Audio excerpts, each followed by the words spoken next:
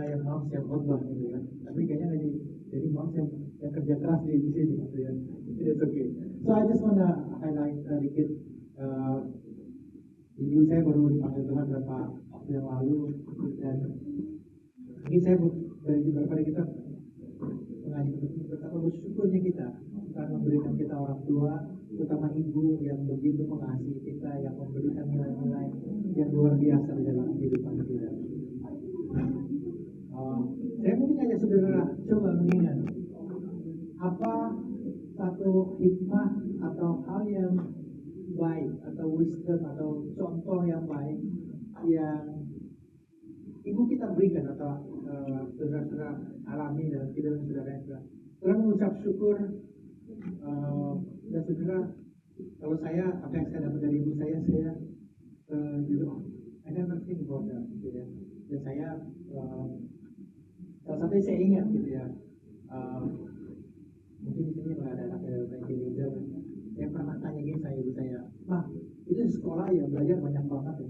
Dan saya bilang sama ibu saya waktu mungkin saya ya SMP gitu, itu kan kalau gini belajar banyak capek gitu. Saya tuh protes sama ibu saya, capek banyak belajar banyak, terus kan belajar banyak, belajarnya udah banyak, terus lupanya juga banyak mah gitu kan. Daripada belajar banyak lupanya banyak, mending sedikit belajar sedikit lupa gitu kan. Ya gitu kan. Saya ya terus ibu saya bilang gitu, oke, terus kalau lupa emang kenapa gitu kan. Saya bilang, ya kan lu jadi sia-sia gitu. Terus ibu saya bilang, enggak, kalau kamu udah pernah belajar, kamu lupa, artinya kamu pernah bisa, pernah tahu, daripada kamu nggak pernah bisa dan nggak pernah tahu.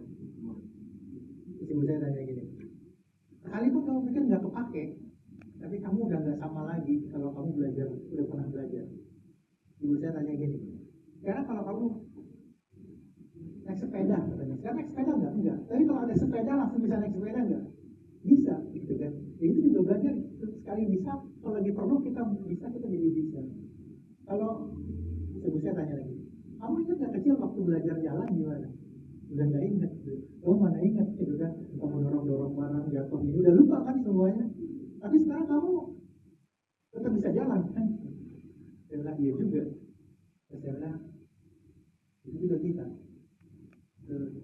kita belajar mungkin lupa, tapi once kita belajar, kita tahu, mungkin kita bisa lupa, tapi kita nggak sama lagi karena kita tahu our mind has been expanded, ya. Dan that's the wisdom yang aku kadang ditanya juga sama anak tua. Jadi aku juga I can share that. Okay? Jadi kita mengucap syukur ada ibu, ada orang tua yang memberikan kita hikmat, tuntunan, dan saya mau mengatakan let's be grateful for our moms yang mendorong kita ke depan, dan that time you give a thanks to your mom gitu ya, belum saja tidak ada di tempat ini. Thank you buat apa yang mereka sudah lakukan. Let's do that. Amen. Okay. Nah, hari ini saya mau bagian firman Tuhan secara umum tentang benih yang Tuhan berikan sama kita, bagaimana ada kuasa di dalam kita mengelola, memelihara benih yang Tuhan berikan di dalam kehidupan kita.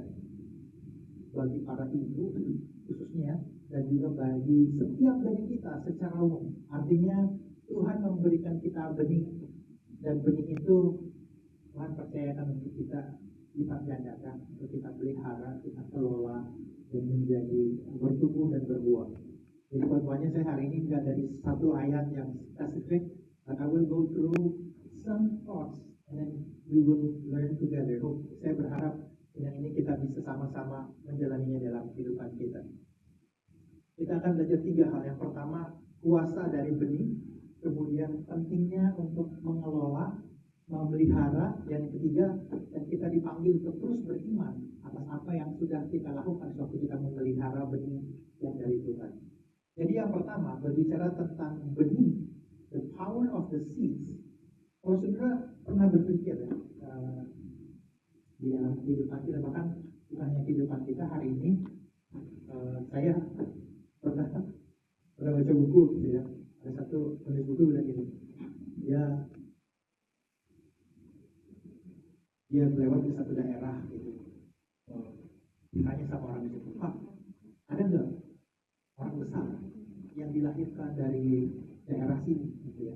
Dia mikir ada nggak orang yang sukses gitu yang ini, terus orang ini dia baik-baik lama gitu ya, ternyata semua yang lahir di sini bayi gitu.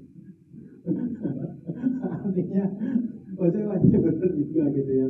Artinya semua yang besar itu mulainya dari lahir udah baik Pak di sini, biarpun dia mau terkenal luar biasa tapi lahirnya baik gitu. Jadi di dalam kehidupan kita terus mungkin kita berpikir wah menjadi besar, great. Kita semua punya impian mungkin sukses gitu ya. Tapi pada kenyataannya it all starts dari benih, something that is very small. Dan itu yang kalau buat saya interesting bagaimana sebenarnya benih itu bukan ide kita. Starting from small is actually God's idea. Sesuatu yang Tuhan berikan di Kejadian 1 ayat 28 sampai 29, saya akan bacain.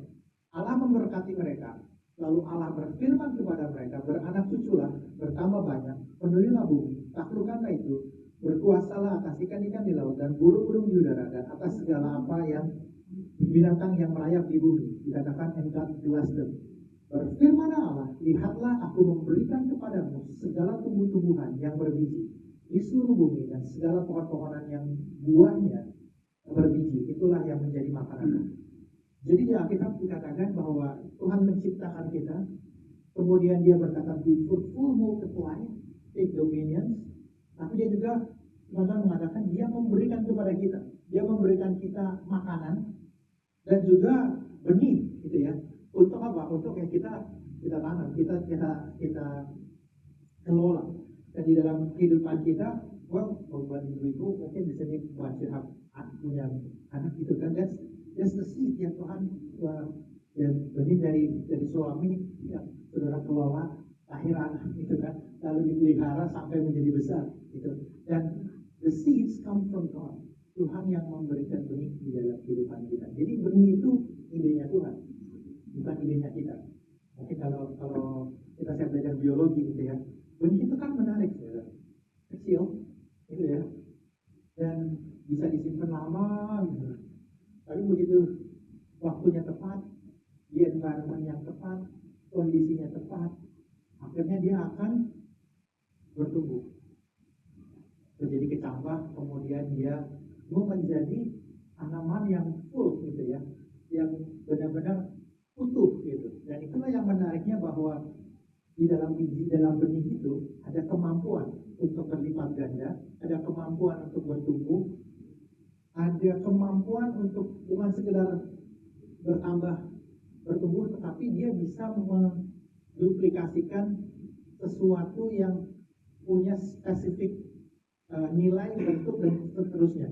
Contohnya kalau kita nanam dari biji benihnya apel gitu kan, kita nggak akan kok benihnya apel kok, kita nggak akan jadi keluarnya jagung atau bukan ya, atau apel atau bukan, nggak kan? Kita nggak tahu, tapi keluarnya pasti dia apel juga. Artinya apa?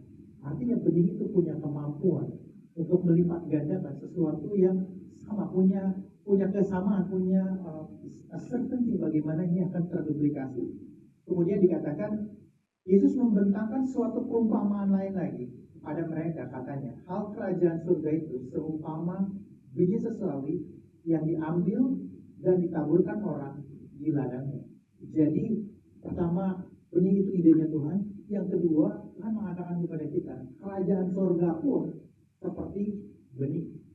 Jadi kalau kita lihat sejarah kekristenan, bagaimana murid-murid Yesus dari 12 murid dan 70 murid dan semua murid-murid yang percaya kepada Kristus di waktu Yesus ada di bumi, mereka mempercayainya dan bagaimana mereka memberitakan Injil, bagaimana mereka menghidupi kebenaran firman Tuhan, menjamah, memberkati dan menjangkau bahkan kita hari ini. Gitu ya. Dulu nggak ada internet, saudara, nggak ada namanya viral kayak sekarang gitu ya. Tapi dulu berita Injil ini sesuatu yang viral, menjamah seluruh dunia. Kenapa? Karena ini adalah harapan yang Tuhan berikan kepada kita. That's how the seed is. Jadi Tuhan ingatin kepada kita betapa punya kuasanya benih yang Tuhan percayakan kepada kita.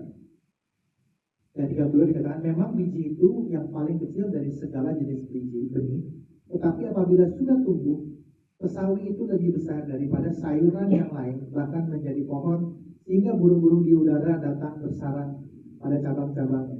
Jadi saya jujur saudara, waktu saya baca terjemahan bahasa Indonesianya agak tidak sama dengan aslinya.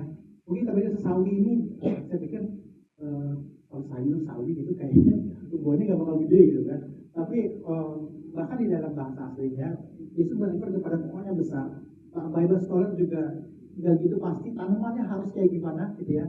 Tetapi ini menjadi pohon yang begitu besar, dimanapun burung-burung bisa bersarang, benar-benar sesuatu yang besar yang Yesus mengatakan kepada kita, hey, even the smallest things ini bisa grow, bisa menjadi besar dan menjadi berkat bagi banyak orang. Kira-kira seperti itu. Jadi apa yang kita terima benih yang dari Tuhan, waktu itu bertumbuh, waktu itu menjadi besar, itu bisa menjadi berkat bagi banyak orang. Dan di Emol yang berikutnya adalah dikatakan di Zakaria 4 ayat 10, sebab siapa yang memandang hina hari peristiwa-peristiwa yang kecil, mereka akan berpikir dan melihat batu pilihan itu di tangan Zerubbabel. Ini ayat yang nggak begitu populer, mungkin kita lewat bacanya. Oke. Jadi saya kira waktu itu Bait Allah dibangun kembali gitu ya. Terus kayaknya ini susah banget, berjuang banget gitu. Kayaknya susah banget, banyak tantangan, banyak yang bilang nggak bisa, pokoknya banyak penentangan. Tapi akhirnya dibangun juga gitu ya. Terus waktu dimulai itu kayaknya nggak ada artinya gitu ya. Tapi dikatakan ya, hey kamu jangan hina loh. Ini begitu baru mulai itu jangan dihina, kira-kira gitu. Di dalam versi saya ambil dari versi NLT-nya bilang, do not despise this small beginning, for the Lord rejoices to see the work begin. Jadi jangan menganggap hina hal-hal yang kecil yang baru dimulai, karena Tuhan bersuka cita karena pekerjaan ini dimulai. Kemudian dikatakan, who dares despise the days of small beginning. Artinya jangan menganggap remeh hal-hal yang kecil yang Tuhan percayakan kepada kita, benih yang Tuhan berikan kepada kita.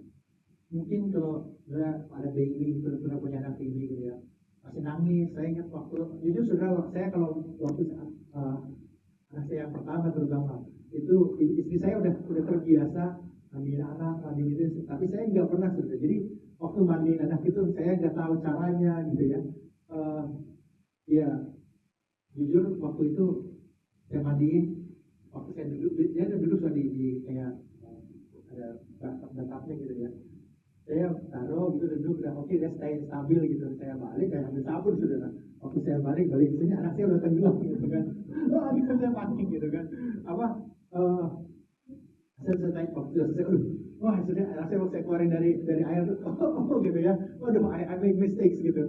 Dan saya bilang, kamu kalau saya tanya saya, kamu kalau mandiin ini gitu nggak? Enggak lah, nggak pernah gitu. Kok bisa gitu ya? Saya bawa, dia so small, agile gitu kan. Tapi sekarang anak saya udah gede, udah usia kuliah, udah banyak. Saya ada banyak hal yang saya mengucap syukur dulu dari kecil gitu. Saya nggak pernah pikir anak saya sampai sebesar itu gitu kan. Of dewasa ini intinya gini. Waktu kita memulai yang kecil, kita menabur, kita melakukan yang baik yang memberikan dalam kehidupan kita, ini akan bertumbuh. Ini bicara juga tentang anak kita mungkin. Tapi benih itu juga bicara beberapa dari kita mungkin skill. Beberapa dari saudara sini dia have skill. Saya jujur saya nggak punya skill nyanyi saudara. Jadi saya baiknya dengan cara nyanyi gitu ya. Jadi bisa nyanyi nggak? Bisa. Tapi lebih bagus lagi nggak nyanyi saya bilang gitu ya. Tetapi artinya gini, Tuhan kasih kita gifts dan talent. Waktu kita nurture itu dari Tuhan. Waktu kita lakukan. Bahkan itu hubungan dalam kehidupan kita. Bahkan itu juga setiap karir mungkin, bisnis mungkin yang Tuhan percayakan dalam kehidupan kita. Sesuatu yang mulainya dari kecil, jangan anggap remeh, karena kita nggak tahu seberapa jauh Tuhan akan bawa. Jadi pakai apel ya. Jadi di dalam satu apel ini kita bisa hitung. Saya mau minta tolong.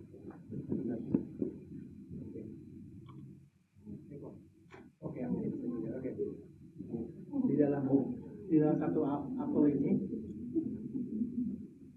di dalam satu apel ini, kita bisa tahu, kita bisa hitung ada berapa bijinya. Oke, ya. Kita bisa hitung berapa pieces bijinya. Tetapi tidak bisa hitung dari satu biji akan keluar berapa apel. Saya akan dibawa pakai banyak. atau perkebunan atau mungkin, ya. Tapi intinya waktu kita menanam benih, waktu kita menerima benih yang dari Tuhan, kita tahu, kita tabur, kita lakukan itu, kita mengelola benih ini. Tuhan punya kuasa untuk melipat gandakan, dan kita perlu belajar untuk menerima benih itu dan kita mengelolanya. Ya. By the way, tadi udah saya potong sedikit sebenarnya kalau buat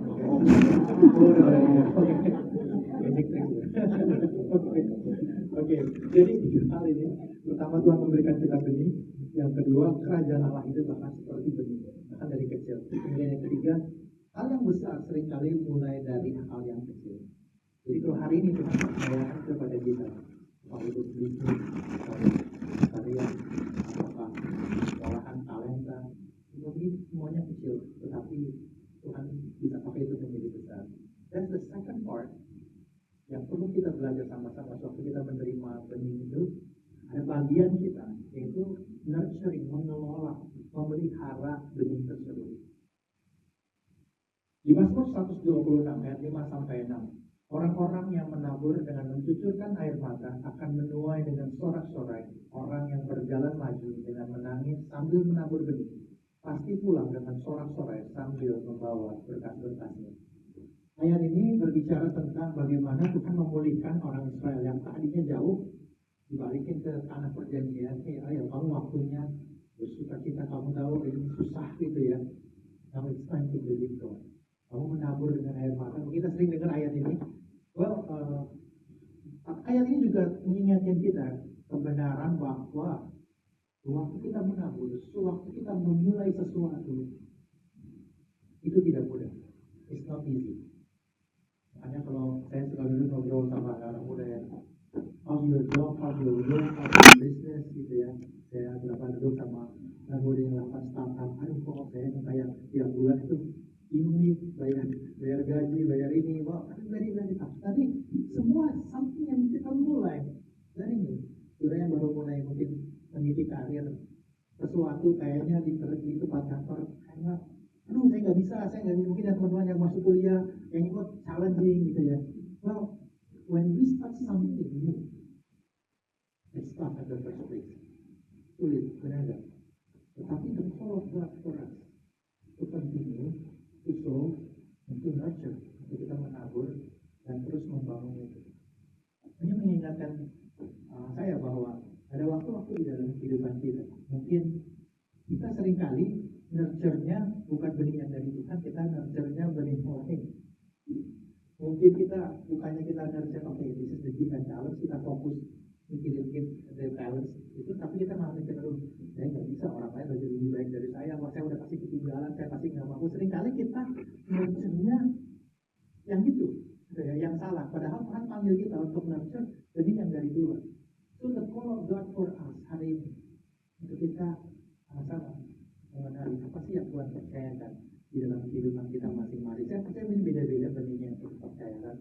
Saudara-saudara punya talenta di dalam musik, di dalam karir pekerjaan saudara, dan terpanggil dan nurture that. Invest your time for it, learn from it, latihan di situ. Jadi apa invest? Mungkin juga in terms of relationship, mungkin suami istri, if you have to, kita perlu invest our time, nurture our relationship. Okay? Kita punya beberapa dari kita yang suami istri, kita mungkin punya konflik gitu ya. Kita nggak konflik, kamu dulu gitu ya 5 tahun yang lalu gini, sekarang pulang lagi nggak pernah berubah, kita nggak kayak gitu.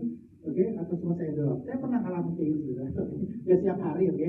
Ada waktu di mana kita punya konflik gitu ya. Jadi jujur saudara. Jadi saya nggak dari rumah saya, maksudnya kita sepanjang tahun nggak pernah ada argue gitu ya. Oke, ada saudara ada argue, tapi saya nggak tahu. I'm not going to entertain that. Aku nggak mau membangkitkan benih yang aku nggak mau nurture benih yang bukan dari Tuhan. I'm going to nurture the relationship yang Tuhan kasih. Jadi Yesus benar. Mungkin dari sini berapa dari sini kita punya anak kita yang teenager, kita punya challenge. Kita jangan nurture benih yang anak saya nggak nurut, kita nggak gitu. Tapi that's relationship, that's connect more. Mungkin beberapa dari kita punya challenge di pekerjaan. I don't know.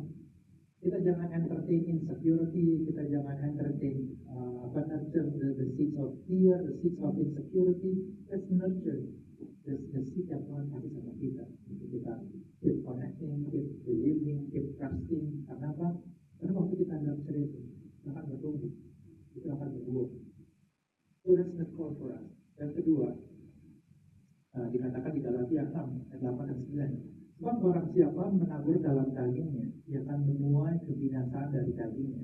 Tapi barang siapa menabur dalam roh, ia akan menuai hidup yang kekal dari roh itu. Yang mana yang harus kita? Ada waktu-waktu mungkin kita bisa, pasti dalam relationship ya, kita punya challenge. Karena ibu-ibu, saya percaya membesarkan anak perlu anugerah Tuhan.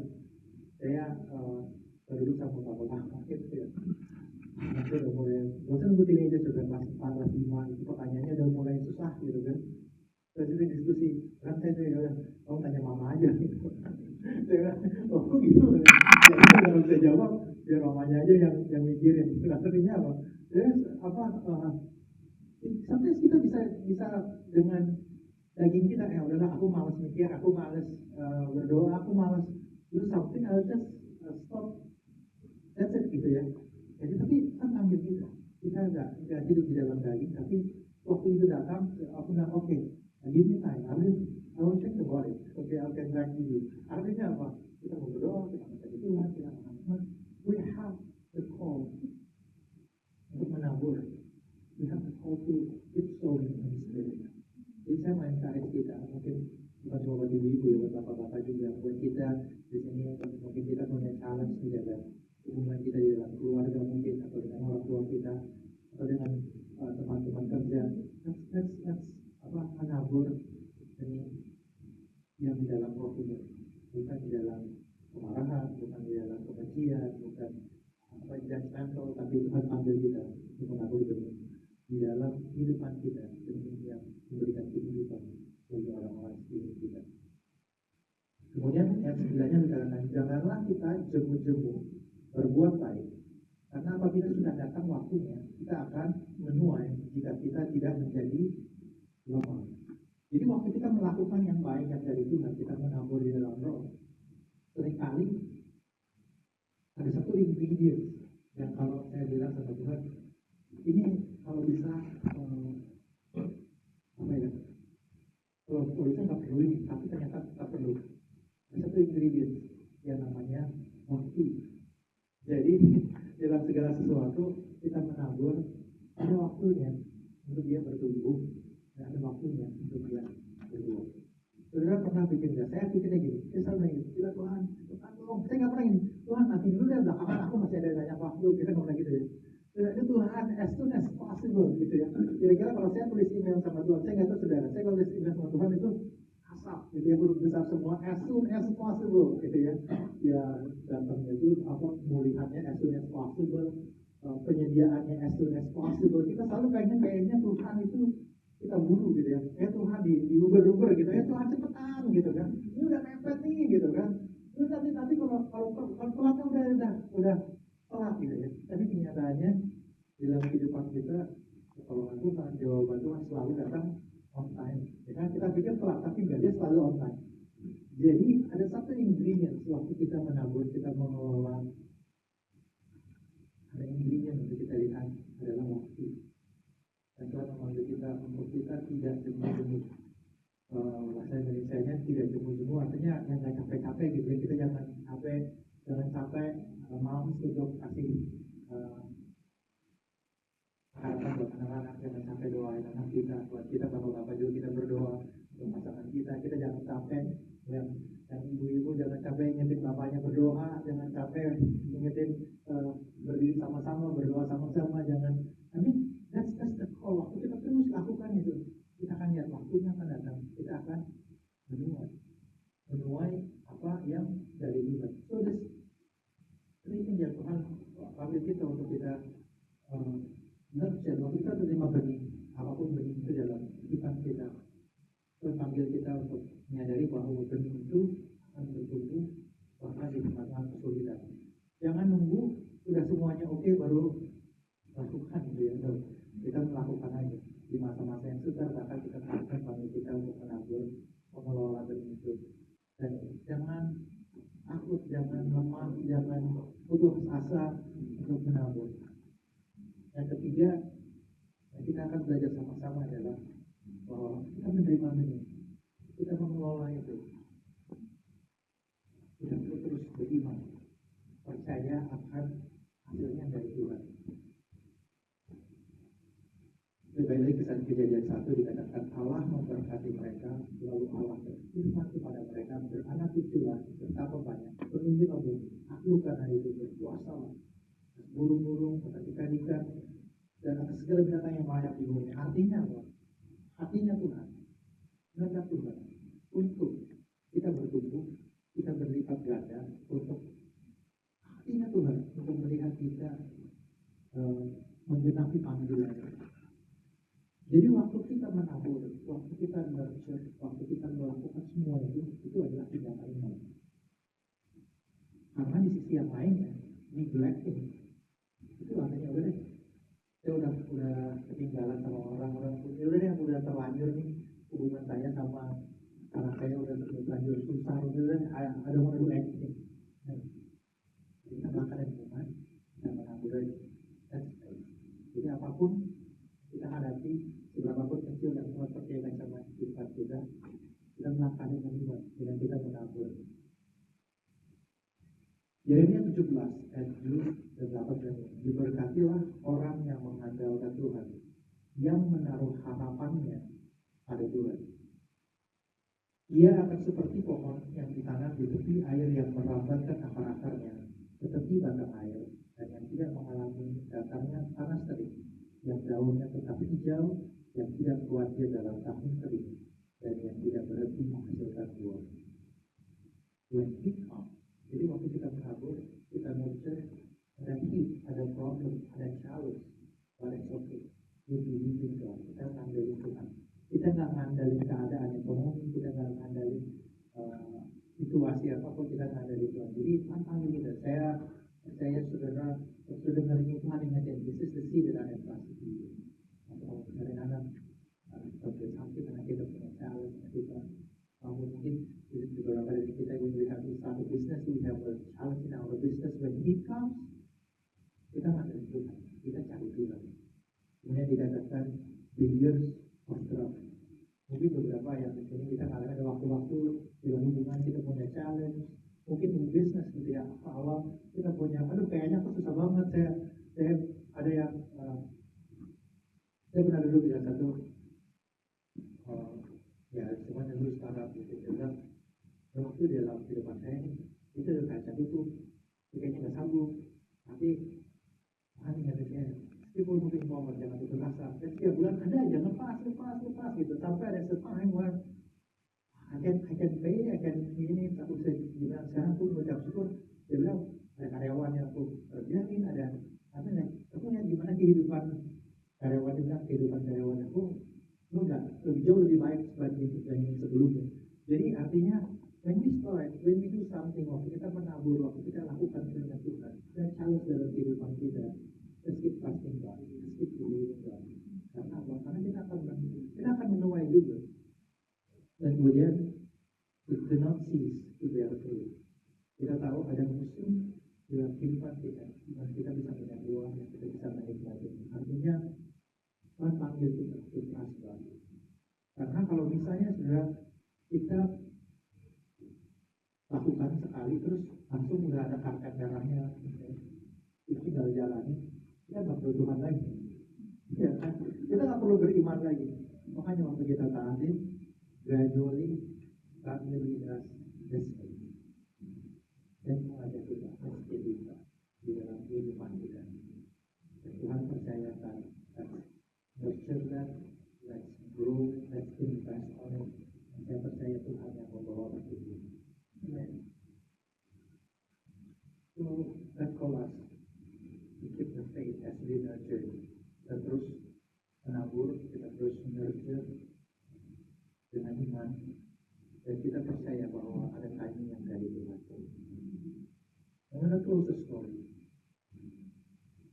Seorang ibu, mengajarkan adanya kekayaan ya. Dilahirkan tanggal 20 Januari 1969, udah lama banget ya. Dia tidak pernah menyampaikan khotbah, tidak pernah menerbitkan buku atau mendirikan gereja. Namun dia dianggap sebagai ibu gerakan Metodis. Dalam sejarah gereja, dia seperti pahlawan yang kurang dikenal. Susana Wesley, ibu dari John and Charles Wesley. Susana menikah dengan Samuel Wesley, seorang pendeta, dan mereka memiliki 19 anak. Wow. Mengelola rumah tangga sebesar itu membutuhkan tidak hanya keterampilan, tapi juga pengabdian yang luar biasa. Namun di tengah tantangan tersebut, Susana memberikan waktu yang berharga mendidik setiap anak-anak mereka secara individual juga, menanamkan nilai kebenaran dan kasih kepada Allah dan kehausan akan pengetahuan. Jadi mereka bawahnya luar biasa, saudara. Kemudian dia menetapkan rutinitas setiap jam untuk dia bisa secara eksklusif mengajar anak-anaknya, dan di dalam momen-momen tersebut dia mengajarkan kebenaran firman Tuhan, iman dan kasih Allah, dan hal itu membentuk tujuan hidup buat anak-anaknya, dan itu suatu kebenaran yang bergema sepanjang sejarah kekristenan sampai hari ini. Mungkin kalau kita ada pemuritan yang kita alami ini, ada kontribusi apa yang John Charles Wesley lakukan, ada kontribusi dari hidup. Dan pengaruh Susana melampaui rumah tangganya, bahkan ketika suaminya pergi, dia mendorong, memimpin pertemuan doa, menjaga setiap komunitas rohani untuk tetap berjalan. Kemudian dia juga menantang pemikiran umum pada waktu itu, yang hanya berpikir hanya pendeta lah, clergy, artinya profesional yang melakukan pemberitaan Injil. Dia mengatakan nih, semua orang juga bisa memberitakan Injil. Jadi hal ini membentuk satu dasar bagi kegerakan yang mengubah Kristenan, bahwa bukan hanya pendeta yang melakukan itu, tetapi setiap orang. Warisannya hidup dalam gerakan Metodis di hati banyak orang percaya yang hidupnya telah disentuh oleh The Wesley Brothers, John and Charles Wesley. Susana Wesley bukan hanya seorang ibu, tapi dia membuat perbedaan, dia membuka jalan, dia seorang wanita dengan iman yang luar biasa yang dampaknya terus menginspirasi generasi bahkan sampai hari ini. Satu yang quotes yang saya suka, John Wesley pernah tanya ibunya, "Mom, what is the definition of sin?" Apa sih definisi dosa? Dan dia berikan satu definisi yang kalau kita bilang kita theologians have to find this clear definition. Dia bilang, apapun yang melemahkan akal sehatmu, merusak kelembutan hati nuranimu, mengaburkan persepsimu akan Allah, atau menghilangkan kerinduanmu terhadap hal-hal rohani, apapun yang meningkatkan kekuatan dan otoritas tubuhmu atas pikiranmu, itu adalah dosa bagimu, meskipun mungkin sepertinya hal tersebut tidak bersalah dalam dirinya sendiri. So that's a very strong definition yang dia berikan kepada anak-anak, mengubah dunia ini. Dia memberikan kepada kita bahwa apa yang kita tahu itu semua. Mungkin Susana nggak pernah pikir anaknya akan doing that for, dan bahkan sampai hari ini gereja Metodis masih ada, dan saya percaya apa yang Tuhan percayakan kepada kita, dan ini persoalan kita, hubungan kita, suami istri, apa hubungan dengan orang tua dan anak, atau mungkin pekerjaan kita, whatever yang kecil, dan kita harus kita terus invest, dan kita akan melihat bahwa akan datang waktu ini, bahwa kita melihat hal yang akan berbuah, bukan hanya bagi kita, kita akan berdampak bagi sekeliling kita. Dia mengajak bersyukur. Kita mau di worship, dan kita sama-sama merenungkan kembali apa yang benih yang Tuhan percayakan dalam kehidupan kita, apakah anak kita, apakah hubungan suami istri, atau mungkin pekerjaan atau karya yang Tuhan percayakan sama dulu. Semuanya mungkin ada kecil. Saya berharap kita tidak menjadi putus asa, kecil-kecil dengan tantangan. mungkin hanya sama Tuhan Allah supaya masuk pulang satu aja yang memelihara dan mempersiapkan